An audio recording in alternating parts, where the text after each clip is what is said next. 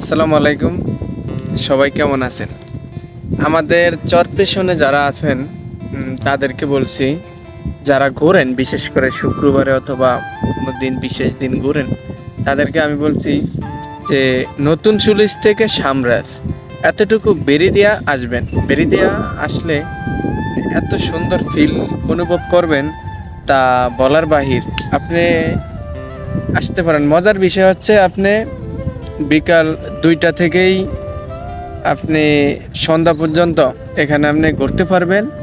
যত রোদই থাকুক আপনার গাও রোদ পড়বে না, কেননা এই যে বেরির এই যে দেখেন, এই যে বিষয় হচ্ছে এই যে এই বেরির এই পাশে পশ্চিম পাশে হইলো অনেকগুলা গাছ, মানে প্রত্যেক একদম বেরিটা এই মাথায় সব সুন্দর সারিবদ্ধভাবে গাছ। আর এই পাশে হলো নদী, পূব পাশে হলো নদী।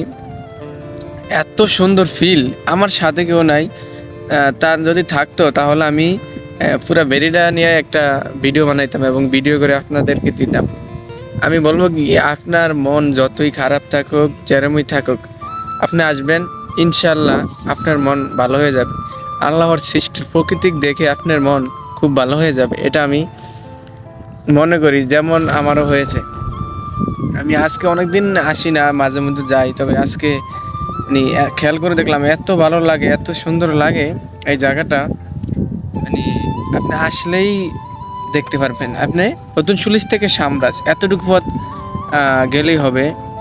আর সামরাজের হালকা একটু উত্তর পাশে এত সুন্দর একটা মোচর আছে দেখতে, মানে আমার মনে হয় যেন এখান দিয়ে যে যায় এখানে দাঁড়ায় একটা ছবি, ন্যূনতম একটা ছবি করে।